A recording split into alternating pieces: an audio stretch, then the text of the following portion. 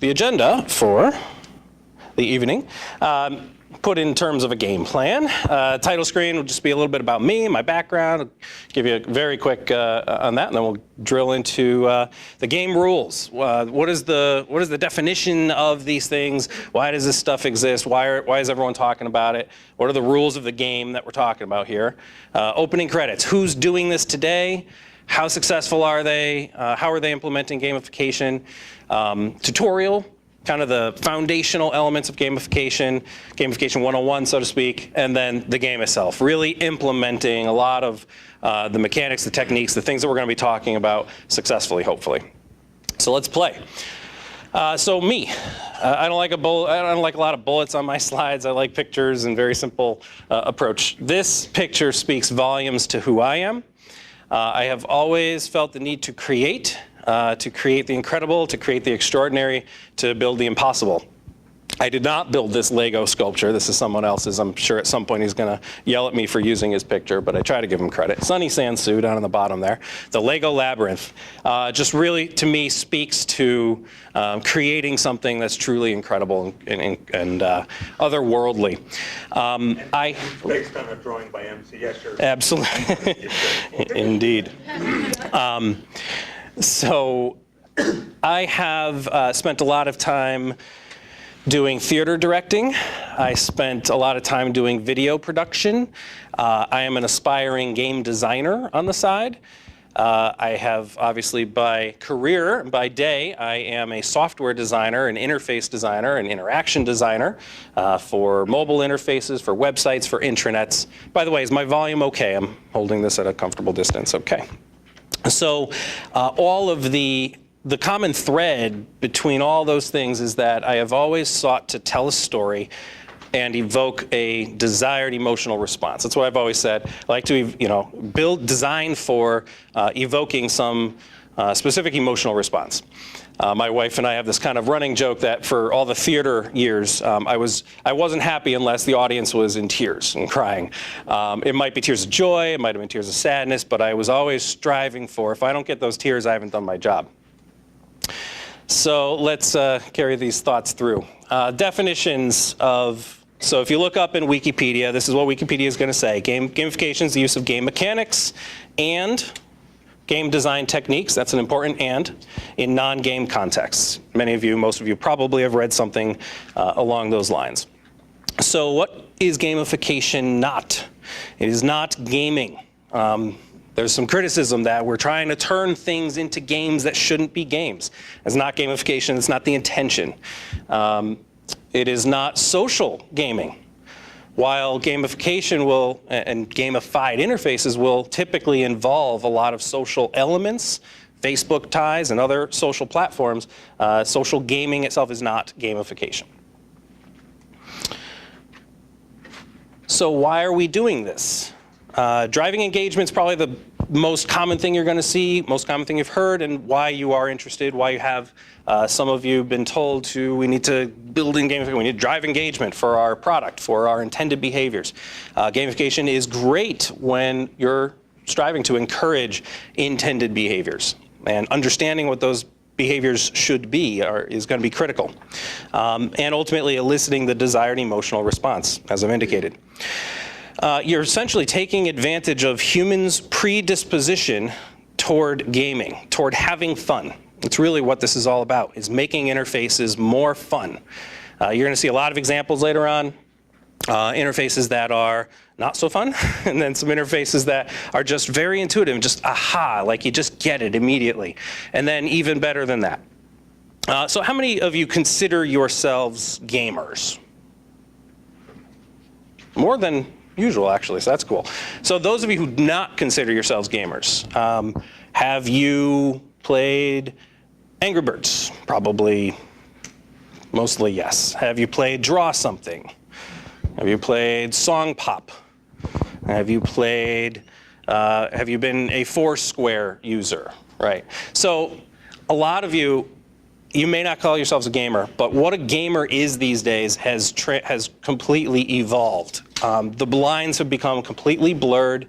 The ages, everyone's essentially a gamer in some fashion. If you like to enjoy life and enjoy using computers and the programs that you're using, you're a gamer in some fashion. The ages have extended in both directions. The future of gaming is completely open right now. No one knows what the future is. Console gaming, like PlayStations or Nintendos.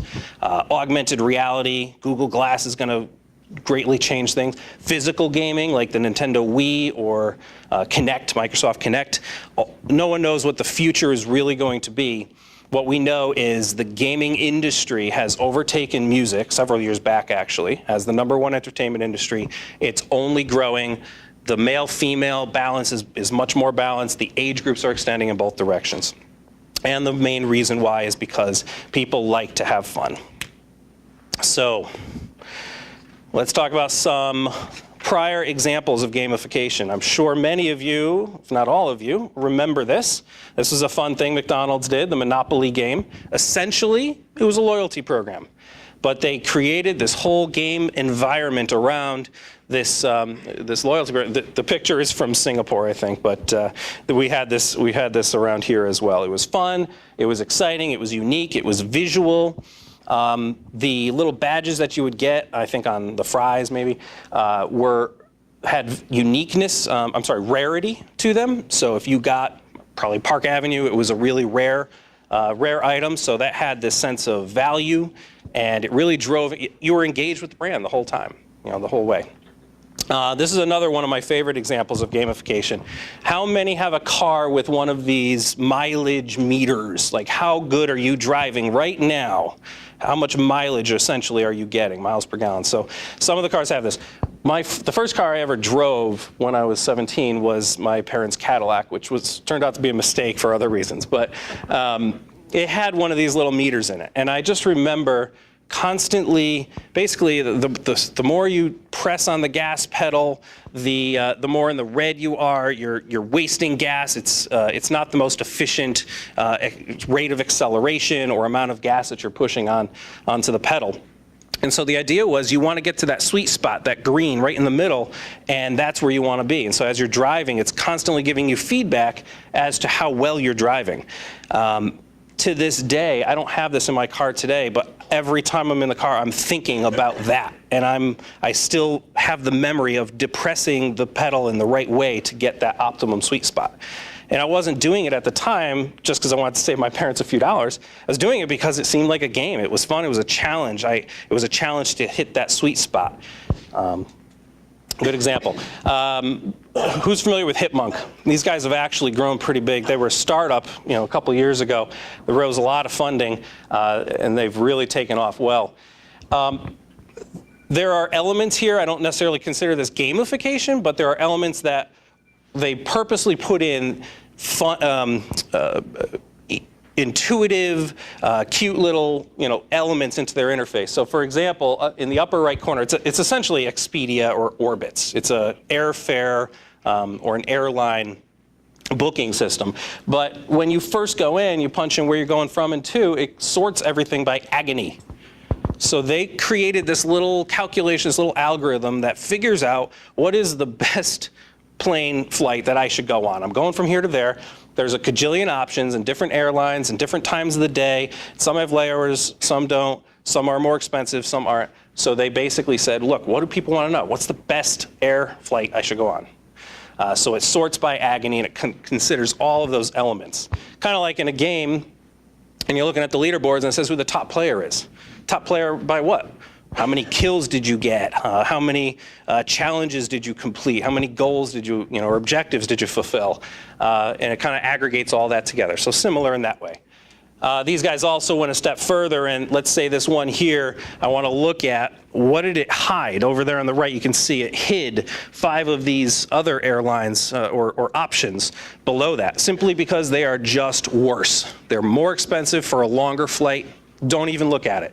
So they created this interface that's very intuitive, very helpful, a little bit playful, and very cool. LinkedIn, this is a common example people talk about when talking about gamified interfaces. They added one key element, and that's the progress indicator up here. this is only an element that really applies during the onboarding process, when you're first creating your LinkedIn profile and you want to get it all set up. So they really decided that they were going to drive the onboarding of a new user through this element, and it works. And here's why. They kind of changed the criteria for what means 100%. They changed it last February. I'm sorry, now 2 Februaries ago. But regardless, that bottom line there, originally when I got on, I had to have at least 3 recommendations. Now you have to have at least 50 connections. So how many of you in this room have a 100% complete LinkedIn profile? Many people. And how many of you can honestly say that the reason isn't that that bar wasn't complete? Like I saw that I was at 80% and it bugged me every time I logged into this thing. I said, okay, what do I need to get to? So you click on it and say, I need 2 more recommendations or whatever it is. And so it drives you to constantly want to fulfill that element. The Nintendo Wii released this Wii board. This is for the Wii Fit system. Now, it's a gaming platform, granted, but what they've essentially done was gamified exercise. They got kids to want to exercise, to want to have better balance, to want to be able to be agile in certain ways, move their body in certain ways. It's nothing but healthy. It's a great thing for the kids. A great example of kind of taking something out of a gaming context, putting it into a gaming context. Many other examples. Foursquare is the king of gamification. They really invented, they didn't invent gamification, but they invented this, the mayorville, the mayorship, badges, and all these things. They kind of just really poured in everything into that. Salesforce.com created this whole sales engagement thing for their sales force. So they have competitions, they have leaderboards. The more sales you get, the more revenue drive, whatever the case may be. You kind of rise up the ranks and you can compare yourself and kind of challenge your coworkers. Starbucks is known for having a really good loyalty program that involves points and levels, and then you're engaged with the brand throughout all of this. There's many other examples. Boy Scouts, merit badges have been around for a gajillion years, 100 years I think we're at this point. Karate belts, all of these could be considered examples of this type of thing. So let's talk about what makes up gamification. There's going to be some of these that are very obvious that you hear about, and those are points, levels, coins, achievements, badges, trophies, all of these kind of standard things. Now those drive at a sense of accomplishment, which matters for some audiences. And this is going to be a recurring theme that you're going to hear me come back to, is knowing your audience. It's one of the most important things when you're asked to proceed with building some gamification elements into your product. You don't just pile these in. Frequent feedback is huge. Progress bars, so LinkedIn, that thing's nagging at you in that corner. It's this just constant thing. I don't sleep at night, right? If I don't have a bar that's filled up to green, because it's not green until you get to 100%. It's blue or some other color. Meters, messages, animations, audio feedback if appropriate. Not that I'm recommending that you put audio into web interfaces. We haven't quite gotten there yet, thankfully. That could be dangerous. But frequent feedback is a common positive mechanic of games. Waiting and just assuming something is happening behind the scenes versus seeing it's working, progress is happening. I just did some action or fulfilled some task, and it was a positive task. I know because a star flew up, or there was a little animation that just added that subtle hint of positive reinforcement for what I just did. Social interactions, competitive interactions, for a certain audience, this is very positive. And there's a lot of gamified gamified interfaces that are out there that include these. And this is where you can share and gift items. If any of you are on Facebook, I'm sure you've been gifted an AK-47 in Mafia Wars and things like that a gajillion times. Challenging users, leaderboards and rankings, those are all very kind of competitive and social elements. And then there's the sense of exploration. This is personally where these are the interfaces I find more interesting, just the type of person I am. I like to explore. I like to build collections. Rarity, I talked about those little, if I got from McDonald's, I got one of those Park Avenue and I didn't, but if I did, that would have mattered to me. Tasks, fulfilling quests and missions, tasks and goals. etc. So now let's talk about, those are mechanics, and there's probably many more. The techniques is so important to couple in with the mechanics. And then even then, the strategy of how you're going to implement, and we talk more about that later on, but the techniques of implementing game mechanics, think like a game designer as you're going about this. The mechanics that you build in have to be appropriate for the audience. I mentioned that before.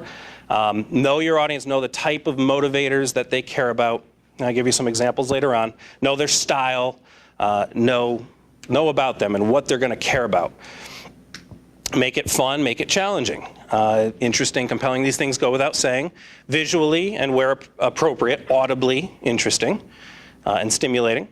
The gamification elements should be implemented in such a way that they are not too easy and not too hard. And later on, we talk about what's called the flow. If you're a game designer, you talk about the flow, which is essentially the sweet spot in between these two. And that sweet spot changes, because as I learn more of the system, I become more skilled. So therefore, things can inherently start to become too easy. And you need to increase the challenge as you go, as you grow from a newbie to a standard user to an expert user. So this sweet spot's called the flow. And reward players for the positive behaviors.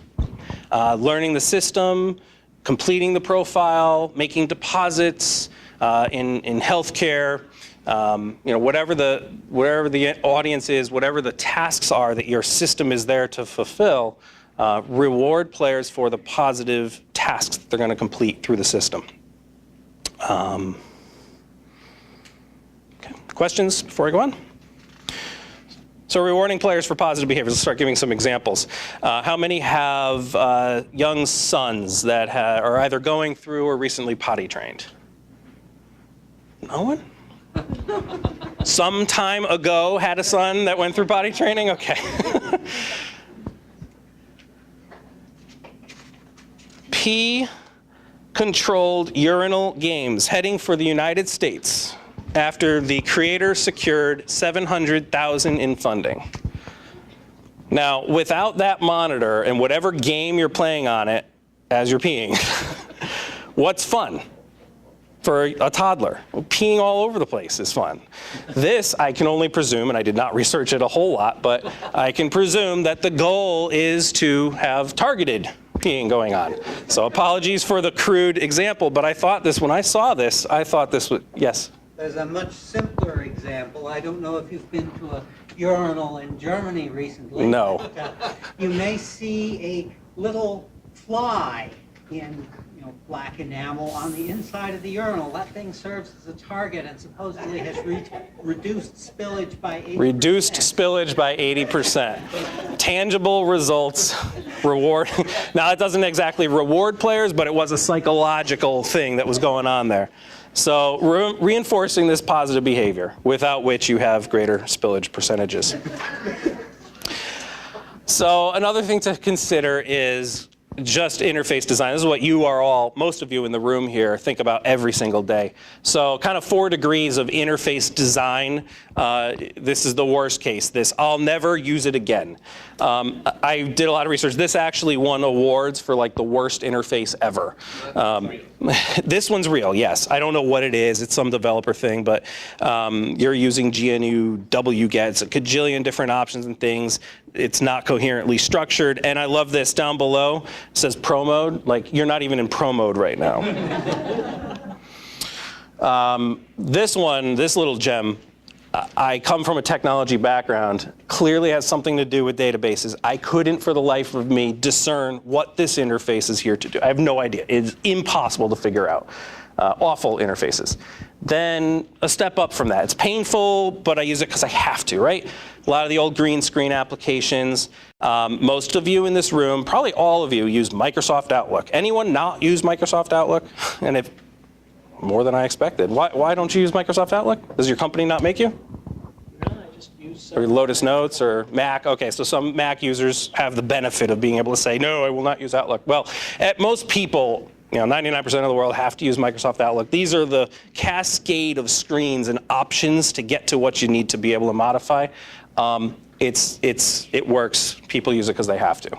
I am a Thunderbird user. It's far superior in my mind. You step up from that. It's fine once you learn it. I don't drive a BMW, but my understanding from folks who had the early version of what's called the iDrive, this was an interface that controlled like 80% of what your radio, your GPS, I don't know, lights, everything in the car basically that wasn't steering related and driving related. Valets would get in the car and have no idea how to operate the thing. So it was a very difficult thing. People who own these cars, of course, learned it, and then they were fine. I think they've since updated and added more clarity to the thing, so now there's more buttons, more feedback, so it's a little more obvious how to operate the vehicle. Another example would be Microsoft Publisher or something like that. It's fine once you learn it. It's a hefty program, but you get into it, you learn it, and then it works for you. This is the nirvana that software designers really are trying to get to, which is it's intuitive to use the first time. This is Wufoo, great survey tool platform. They rose funding of $118,000 and then sold several years later to SurveyMonkey for $35 million.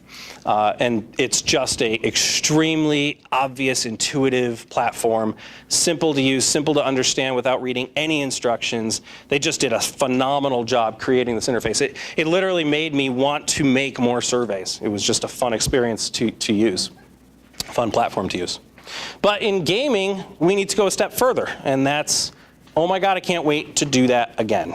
You need this addiction. That's what you're really striving for in games and gamified experiences as well. An interesting statistic, you may have seen this. AOL took them 9 years to hit 1 million users. It took Facebook 9 months, and it took Draw Something 9 days to get to 1 million users from launch, 9 days. It has that element that I just need to do it again and again, and I'm telling my friends, and everyone just grows virally. This is recognized quite well by Forrester and Gartner. There's criticism, we'll get to that in a minute. But according to a study from Gartner last year, actually this is now 2 years old, by 2014, 70% of the global companies are going to have gamified applications. And by 2015, 50% of organizations will gamify their own internal processes to make them more engaging for their employee bases. The 4 principal means of driving engagement using gamification, according to Gartner: accelerated feedback cycles. This is related to what I mentioned earlier. Feedback mechanics and really driving home, where are we at? How far along are we? Did I do good? Did I not do good? Clear goals and rules of play. So this speaks to, again, what is the interface there to do? What are the behaviors that you need your users or want your users to be able to do through this product?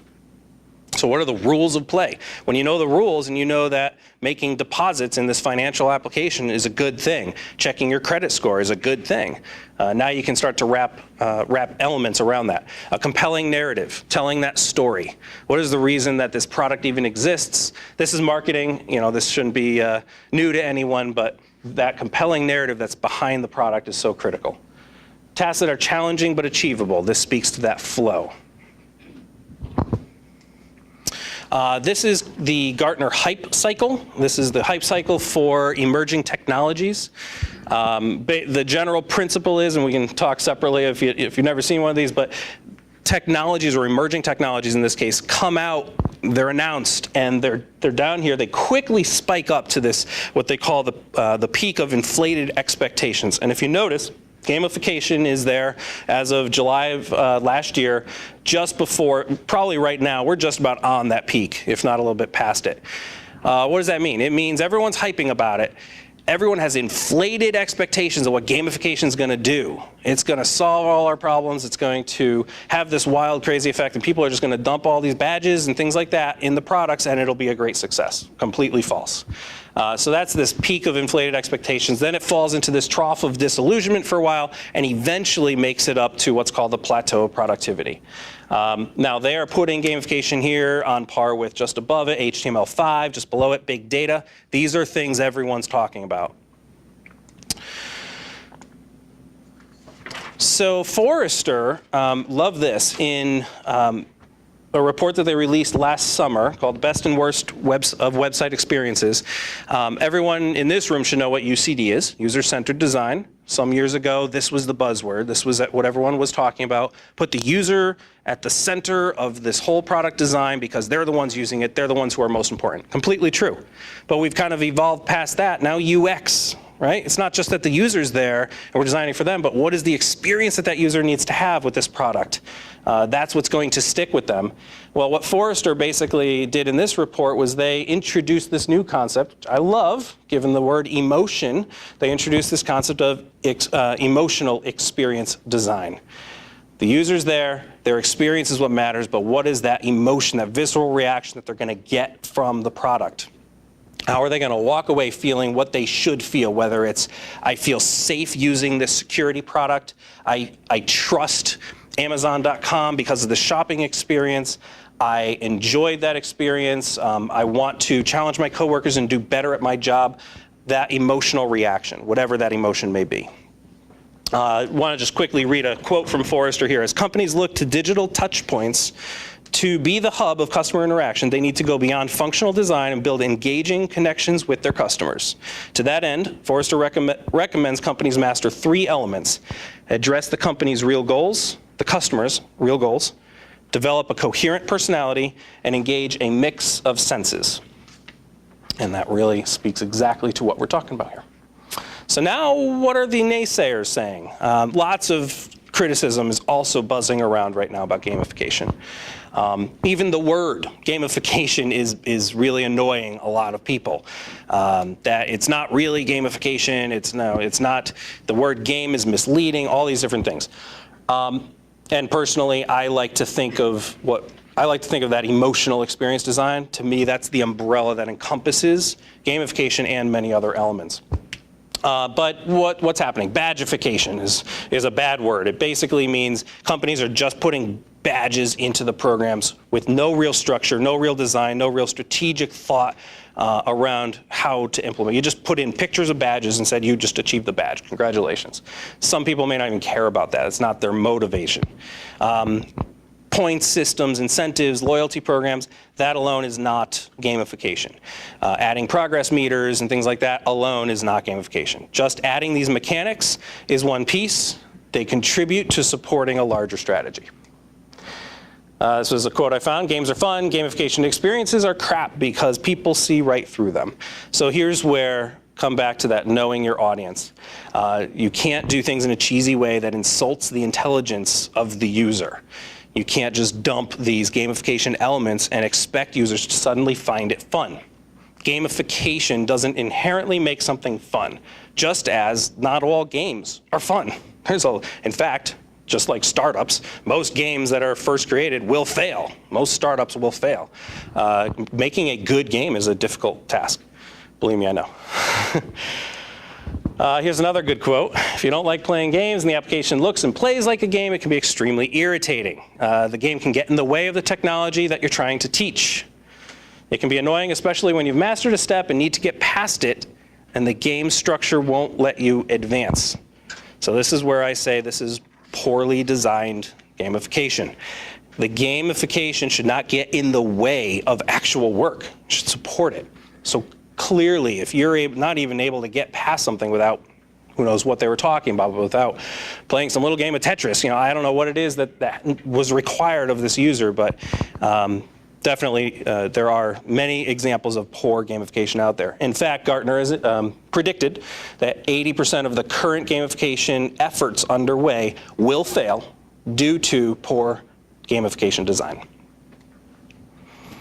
So how do we not do poor gamification design? So we've talked about knowing your audience several times.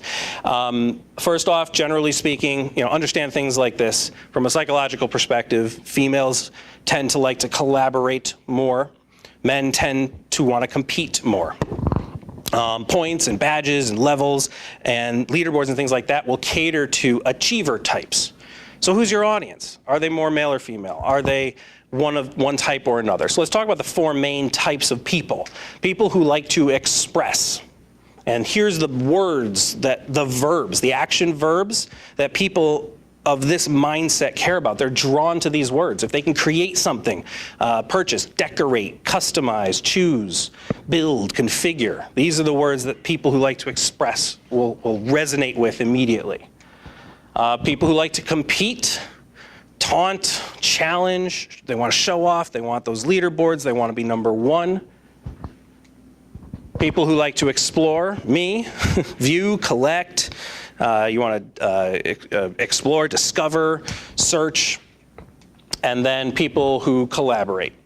Gifting, sharing, collaborating, commenting, liking. These are people who use those like buttons all the time. So who's in your audience? Do you know what motivates them, what type of people they are, what their age groups are, all those types of things? This is part of a series from Amy Jo Kim, a PhD who has this series called Smart Gamification. She has a huge webinar online out there. Definitely recommend that. It was a great series that she has. So next, design for the lifecycle stage.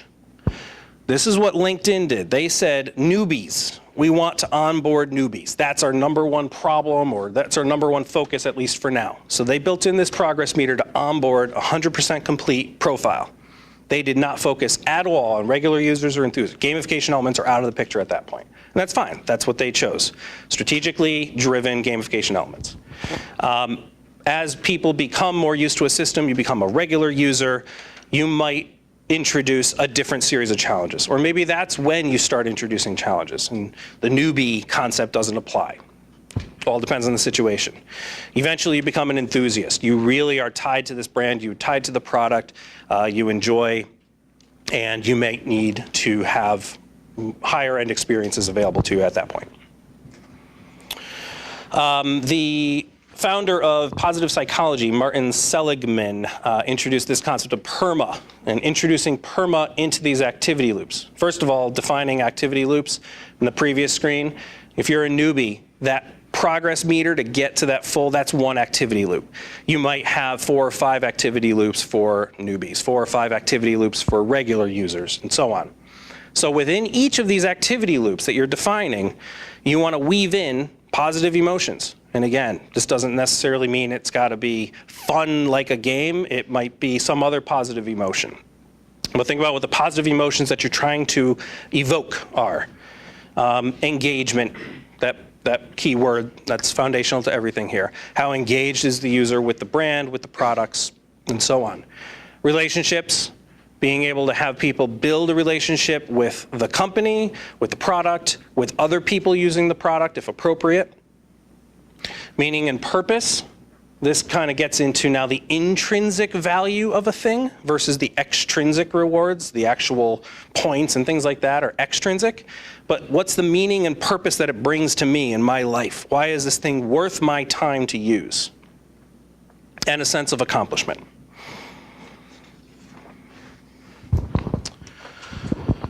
Go with the flow. So I mentioned this before. This is a game design concept. Positive psychologist, someone I won't try to pronounce, created this graph.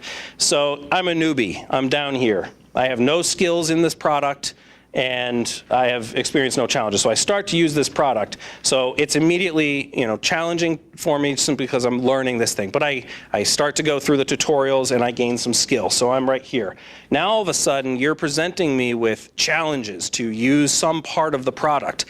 It's like 3 steps beyond where I'm at mentally. So suddenly you've increased the challenge for me, and you're telling me I'm gonna get all these points and badges and things like that for doing something I don't even understand. It got too challenging way too quick. So now I need to drastically increase my skills to get back to that comfort zone in the middle, that flow. Likewise, I become a master. This thing's so into woo-foo. Like if they created a challenge to drag a text box onto a survey, it's a joke. It's like, okay, it's so obvious how to do that. You don't need to create a challenge for that. So that would be an example of something becoming too boring. Those gamification elements just don't feel appropriate. So this is the trick, finding that sweet spot, and that sweet spot changes because as I become a more experienced user, the types of challenges that I should be faced with need to grow with me. So now you get to the point where we can support this goal, this strategy, these desired behavioral outcomes with the actual mechanics. So Mint.com, this is a great example, a financial tool. If you've ever used it, it's a great online system. So they developed what's called the financial fitness score. And right now the score is 93%. Okay, that's how fit I am. Here's this progress bar. Clearly, I'm somewhere in the middle. I haven't reached 100%. Okay, so what's it saying? Well, boom, right, 500 points for reviewing my credit report for errors. Okay, that seems like it's a pretty important thing to do. Maybe I knew that, maybe I didn't. 100 points, see what I spent last month. Okay, you know, something I should do, but maybe not, you know, like I'm zeroed in here, right? And I get down here, $1,000, save, 1,000 points rather, save money each month. That makes sense, clearly, right? You know, that's what this is all about. It's encouraging you to have positive financial management skills. It's encouraging you to do the things that you should be doing. And it's zeroing you in. Know the rules of the game. What are the better things to do in my financial planning, my financial management? What are the better things for me to be doing on a regular basis? And they're wrapping a point system around it. Missed achievement. So here's the playful aspects. You know, they created this concept called the achievement because it's mint.com. But we missed it. So now we have something, we missed those 250 points. Maybe we can go back and do something about that. We talked about this a little bit, the intrinsic value, the extrinsic rewards. There are studies that prove that the intrinsic value is far more long-term beneficial, long-term valuable for the user. And so extrinsic rewards, all those points and badges and things like that, you need those to support the strategy and support the product, but really driving at those three key motivators: autonomy, mastery, and purpose. Those are the three psychological motivators for most humans. How is this system enabling people to feel that they are autonomous, they have control over their environment, that they have mastery, or that they can achieve mastery, they can really feel accomplished in the thing, and purpose, that it brings meaning and value to their lives. Those are what motivate people. Weave those in, support that with the extrinsic rewards to encourage those behaviors. So in summary, think like a game designer. Think of the flow. Know your audience and design for your audience. So coming in cold, this should be the first thing that you're really assessing. My product at Iron Mountain or whatever company you're working at, who are those? Are they IT folks, Iron Mountain? If I'm RSA, it's security folks. Like, who are the audience? What types of people are they? What motivates them? Design for that audience. Shoot for this, oh my God, I can't wait to do that again. From an interface design, this should be what everyone in this room's goal is. Get to that factor, go with the flow. Offer meaningful intrinsic value, and then support that with the extrinsic. Talk about that right at the end. Make it fun. That's what it's all about. And the ultimate goal, to elicit whatever that desired emotional response may be for the thing.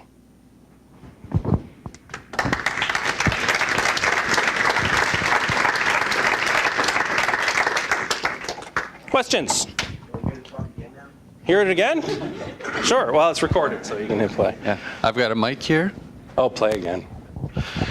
So you're talking about knowing your audience, and I totally agree with you. If you're a company like Amazon.com or McDonald's, or your audience is as many people of as many types as you can. Amen. So you could decide, okay, we're going to try and reach everybody differently by having different kinds of games, or you could say, all right, when we're selling dresses, we're going to target women and do that kind of games, and when we're selling cars or whatever, we're going to, sorry for the stereotypes, but you could, I mean, how do you address something like that? So welcome to the world of personalization, right? In marketing terms, if you're a Sitecore user, the Sitecore digital marketing suite does exactly that. You segment the audience and you understand I mean, believe me, Amazon knows who the segments that are, their audience. It's not just everyone in the world, although if anyone can say that, it's probably them. But even then, how do the different people in different geographies use the system? They're different, men versus women, people who have purchased from us before versus brand new users. They all, use the system in a different way. Amazon also has the luxury of not necessarily needing to do this kind of stuff. I think everyone should consider it, but most companies who are less massive than that have a more defined audience that they're targeting and can kind of play that game a little bit better. But even then, I think it's just segmenting the audience and then catering to those different groupings of the audience.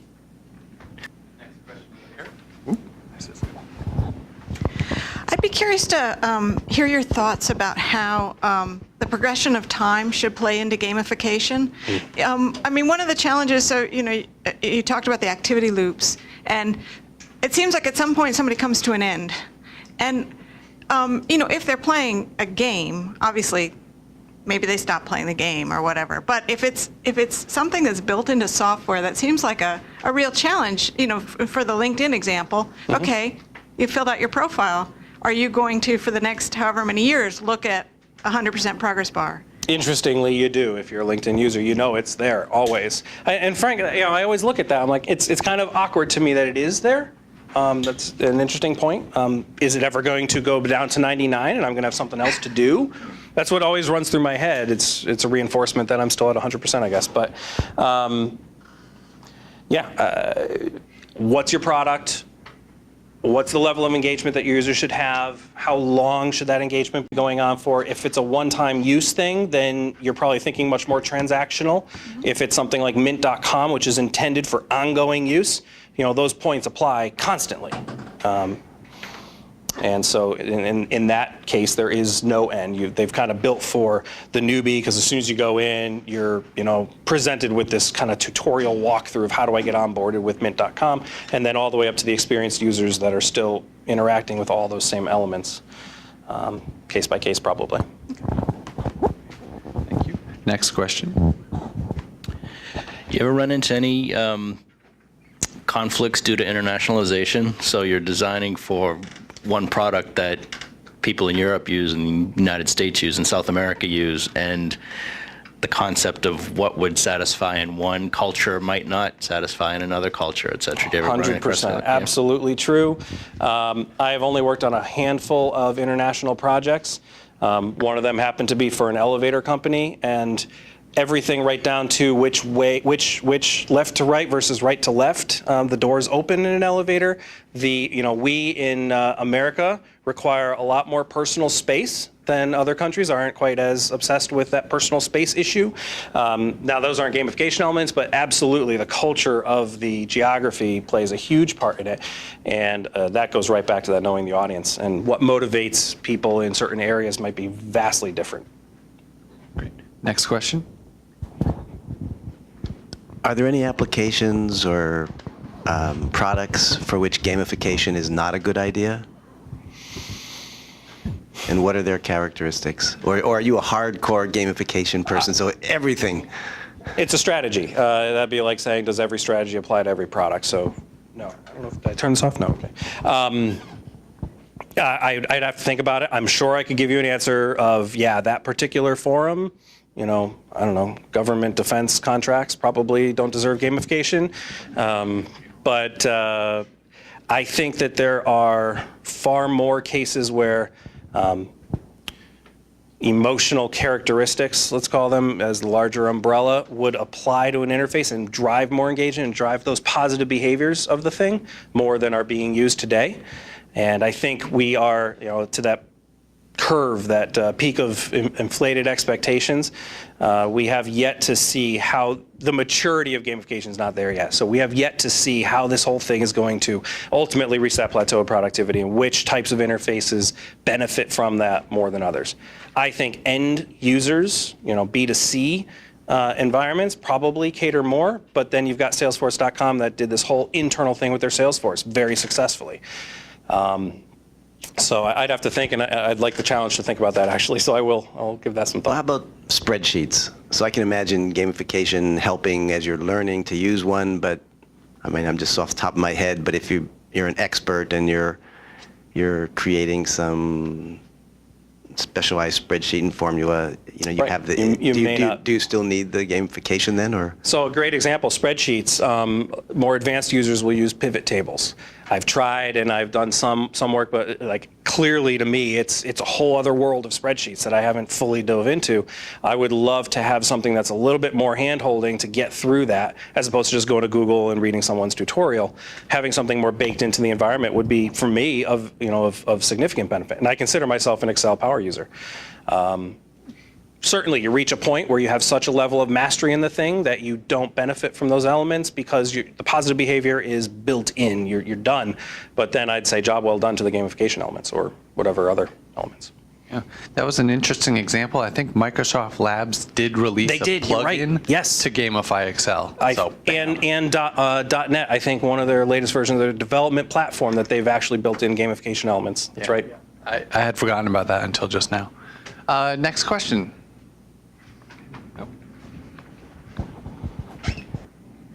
Hi.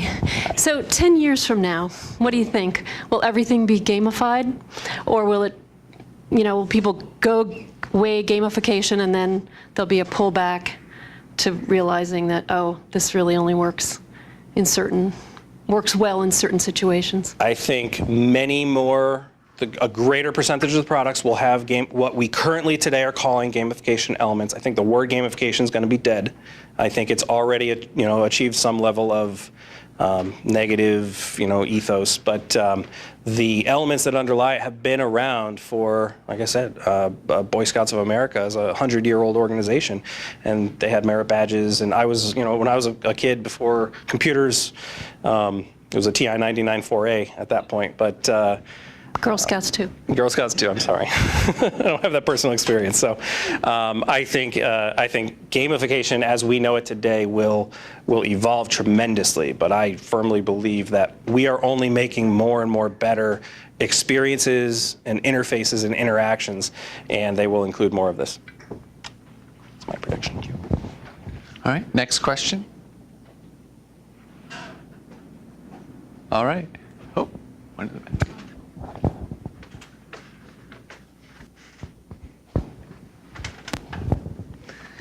So you used a couple of different breakdowns of people's motivations or categories or personalities, and I wondered what you think is kind of the best definitive source of those. The one that I'm the most familiar with is the Bartle personality categories from massively multiplayer games, and I know that that doesn't apply as much necessarily in the casual game world, but it seems like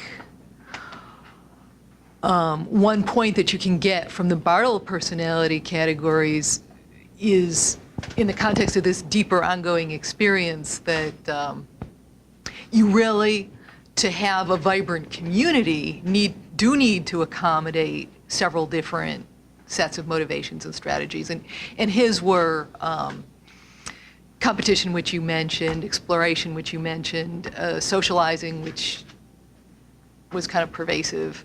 Right. And then killers, of course, who just want to vanquish their foes so thoroughly that competition doesn't even begin to describe it. Right. But in the massively multiplayer game world, what it comes out to is you really do have to support all those different categories because You want to cater to the massive community. Ones that are going to, well, because some of them are the ones that are going to spend the money, and some of them are Yes. the ones that are going to keep the other ones coming back, Yes. and so on and so forth. Yeah, to support that, I mean, a lot of the massively multiplayer online games, you could never pick up a sword or a weapon in the game, and you could still make it to the nth level of the game because they built in this crafting. If you're more into crafting stuff, or if you're more into trading and merchant stuff, social interaction type stuff. So there's a million ways to play the game. I think to your So I would think point. that would apply if you're trying to create a community that encourages engagement, that you may have some competitive things going on and some Right. more cooperative things going on, and have those added throughout. But for a product that's not a social product, a product where, not a social product, not a very emotional product, then maybe none of that really applies, except, maybe exploration applies. But maybe really all you're trying to do is provide the delightful experience that you Yes. get, say, just by using a Macintosh. Another positive emotion. Where you drag and drop and the thing snaps into place and you're like, yeah. Yeah, no, absolutely. You know? And I think Mint.com, there's no challenging going on there. There's no social. You're not sharing your financial portfolio with people, but it caters to achievement types, people who care about their financial stability and stuff. That's the environment. That's the audience there. And that's what they built their whole system around, is achieving, the achievements, right? So I guess, I don't know, maybe that wasn't a question, but it seemed to me like one of the other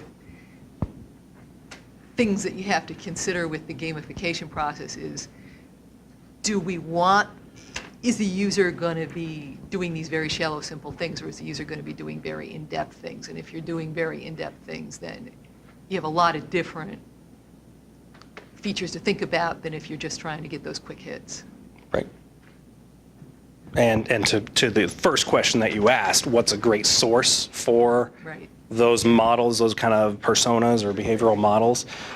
You named one I'm not familiar with personally, so great example. I probably would defer to you on that particular one. So. Yeah, that's kind of old now, 1996. Okay. It's still like what the game people talk about. Okay. You know? There was another PART. question over here. Yep. All right. Oh. We'll go over here and then. Yep.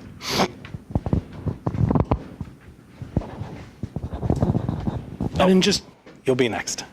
Sorry. just trying to think about the difference between games and gamification or gamified other things.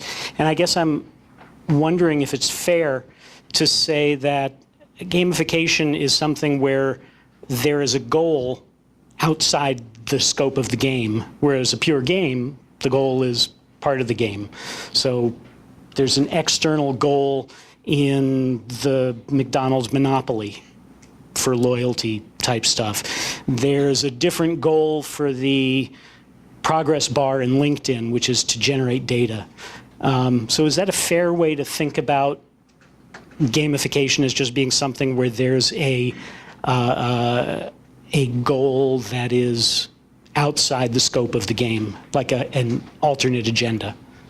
I think it's a series of intended goals. I guess I see it as more plural, and maybe just the interfaces that are in my mind, but making a deposit is a goal for a bank. They want more and more deposits. Amazon wants a fulfilled shopping cart experience, like a purchase, a transactional thing. So et cetera. So I think each one has its own set of intended. The urinals, the goal is to not have spillage. So there's a goal in all of these that may transcend the product itself, I think, to your point. Whereas a game, the goal is generally within the scope of the game, to win at Monopoly or... You can gamify a game. Oh, and that's a whole other topic, yes. Many games have gamified the game itself, and yes, that happens, and some of them are actually nauseating the way they're doing it, but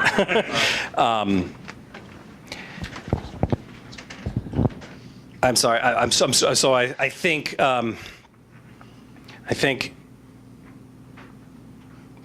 is the goal in the game versus out of the game. To me, like the whole product, like if you treat the whole product as a game, not to say that business is always a game, because it's not, but then there is, so in any game there might be multiple goals, or if your goal is just to win, like in Monopoly in your case, as you said, then that's a kind of a singular end goal, and in some products that may apply, or in other products there might be multiple goals.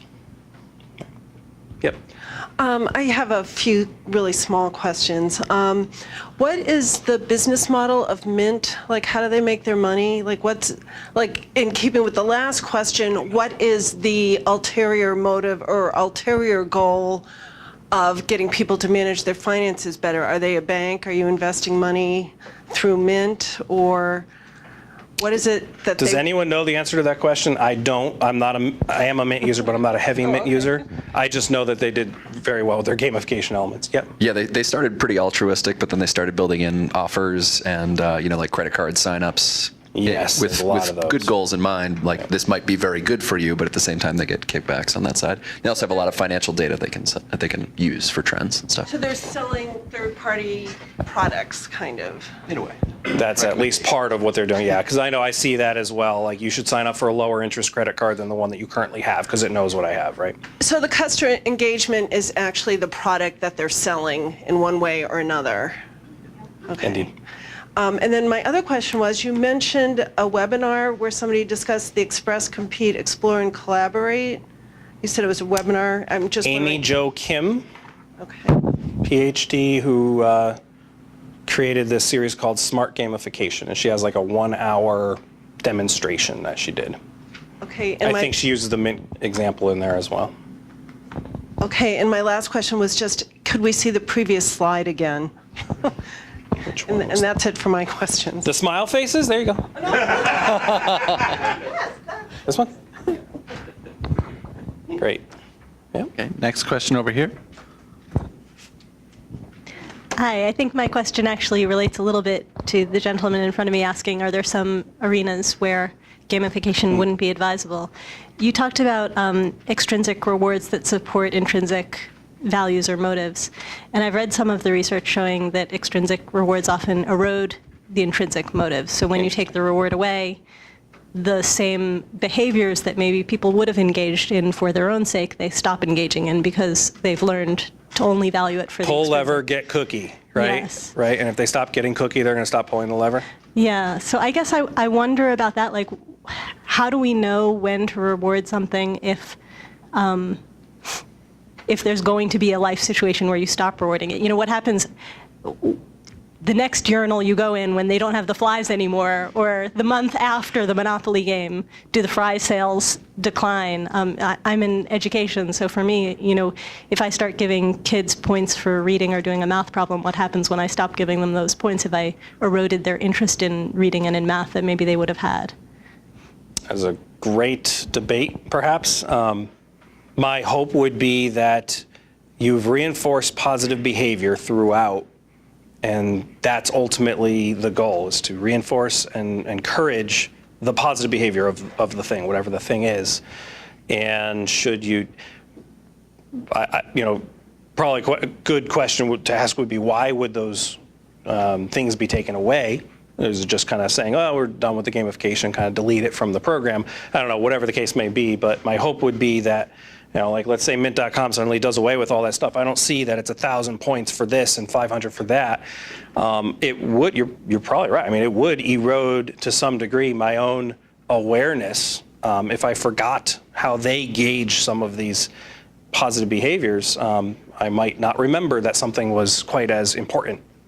Or you know, more important than something else. But I would hope that enough of the positive behavior would have been reinforced and kind of put up here. Like I mentioned, that Cadillac that I drove when I was 17, I still think of that every time I push on the gas pedal. That's up here now, and my cars don't have that. Yeah. Right, Lou? Go. I think I had a sort of an answer. I think any experience where you don't know what the product is, you're probably the product. So, you know, someone's tracing what you do on their site and using that for their own benefit somehow, I would imagine.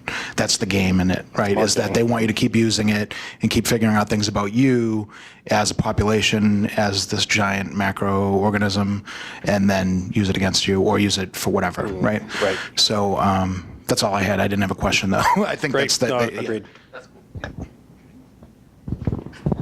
So I don't remember the toilet training of my kids, but now in high school they have a lot of assignments to do online, various projects and simulations they do in science and things.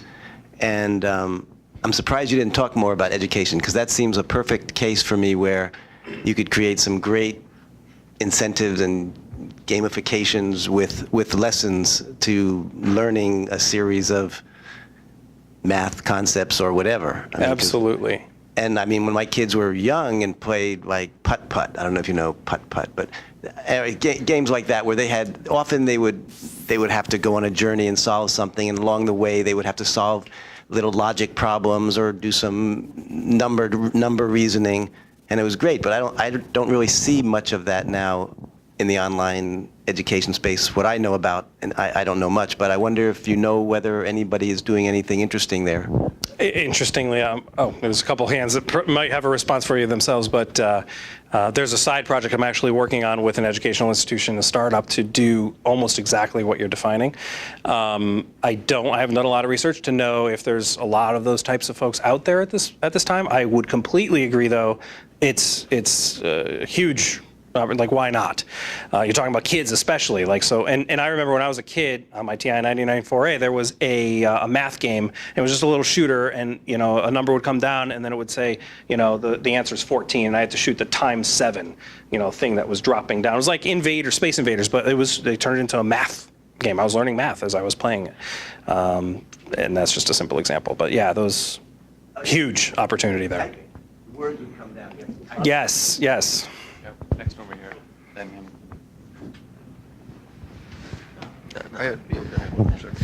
Actually, one big example that I would think of is like a scavenger hunt. Like a lot of onboarding, like HR would say, okay, to go through thousands of pages of information. One of the easiest things is if people find these key elements and are able to report back what they found, it actually forces them to read, to say, okay, I want to be part of that and scavenge and find these little tidbits, or whether they're little gems or something like that, but they're like Easter eggs that people would go and find. But that helps out. And I think that's a very early gamification aspect that you see even 10 years ago, that people would as a strategy to get people to read. But I think that's from an educational standpoint, I think that could help out. My organization is a digital interactive agency. We're actually doing a project right now for a healthcare system, redesigning their intranet, and we're building in those very types of things for the HR onboarding process, FTE approval processes, and things like that, to make those a more engaging process, and those very types of things. Actually, if you want to see a lot of this, look at the new massively online instruction courses that have been coming online over the last year. Go to edX.org or Coursera and look. Coursera, of course, and I saw nothing there like that. Really? What Well, look at some of the things on the edX. I'm more familiar with the edX stuff, but the original course last spring was 602X, which was an MIT introduction to computer circuit design, and they had a lot of simulators built in. The basic thing is that they would give you feedback, they would, grade you, they would give you a certificate at the end of the course, and there were a lot of simulated games there, but also questions, videos, a combination of different things. I think there's a long way to go to improving it. But in terms of, and there's unevenness in the different courses, but there's beginning to be a lot of this there.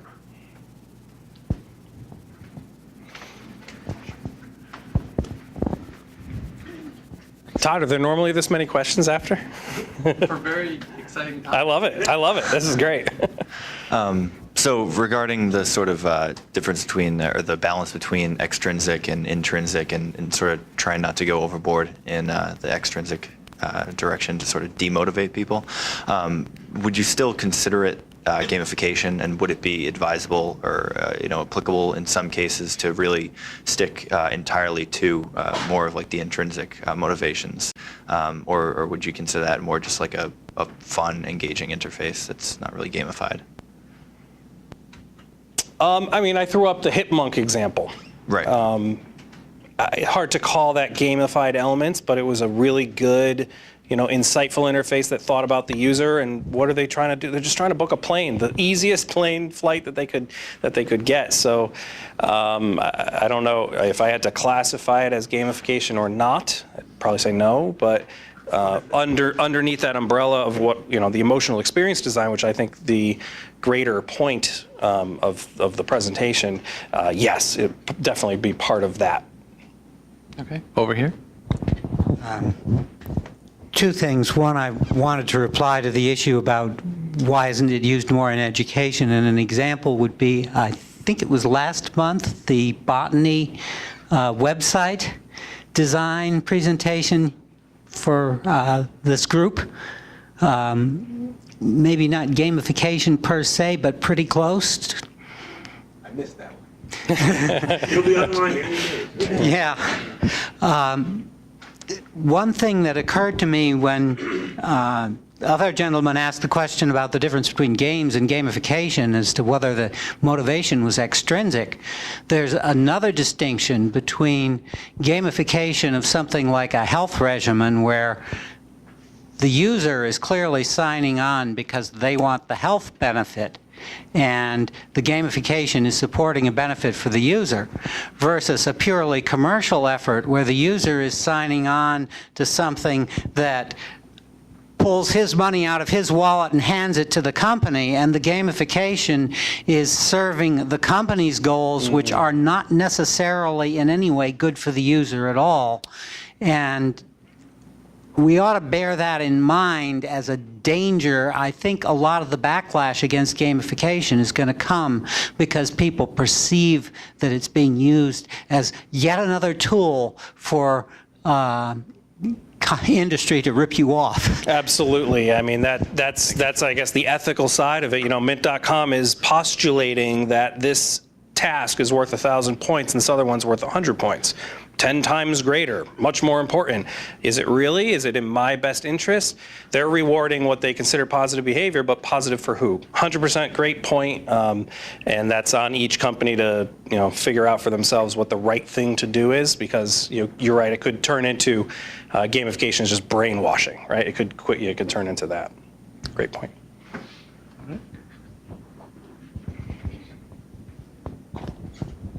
I'm guessing that there's implications with gamifying things that are continuous versus finite. So if your goal is to just teach a kid factorials one time, there will be an end to that task. Yes. Gamification can serve its purpose, it's done. But if there could be ethical implications if you're trying to get them to do something like lose weight or be a lifelong reader, and you kind of prop them up on these external rewards, and then you take those away, you could actually maybe do more danger or more harm through trying to improve people's continuous habits through these short-term rewards. So. Right. No, careful balance there. Thank you. Agreed. There's one more back there, and then one more up here, I think. All right. Have you thought at all about situations in which having a game or having fun might be considered offensive because of context? Two examples that just occurred to me is one, perhaps doing layoff planning might be considered not something you want to have fun with, and maybe even worse, if there's been a death in the family and Here's the answer to your question. And you're trying to arrange for a funeral for a parent. You don't really want points and fun. I mean, people might be offended by that. I would say default back to the desired emotional response at that time. So you're dealing with bereavement situation. You're dealing with people who are going through the pain of a loss. So there is an emotional consideration more than any other, perhaps what we've talked about today. It's not gamified, and that's why I think the word gamification may start to be deprioritized to more the emotional experience design of the thing. And so I can only presume, I have not used tools for arranging funerals myself, but I can only presume that they are thoughtful and stylized in a way that's appropriate for that situation, that emotional situation. The National Holocaust Museum in D.C. Great example. Gives you a passport of someone. It's awesome. You can sort of follow along through their story, and yes, that's gamification. Yes. But it's a Holocaust museum. Yes, perfect example. I got to add that to my deck, actually. That's great.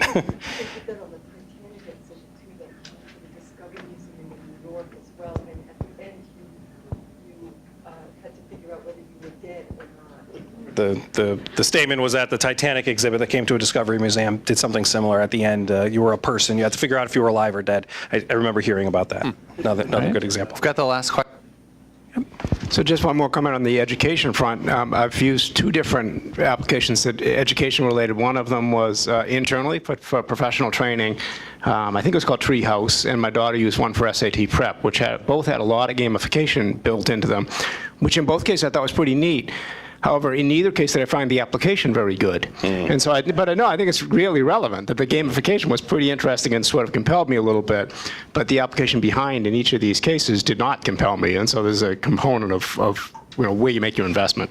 Not all games are fun. Not all gamification is correct, and the underlying product, this is not at the expense of the underlying product and in its own strategic direction. So great point. All right, well, thank you very much, Jason. Thank you, everyone.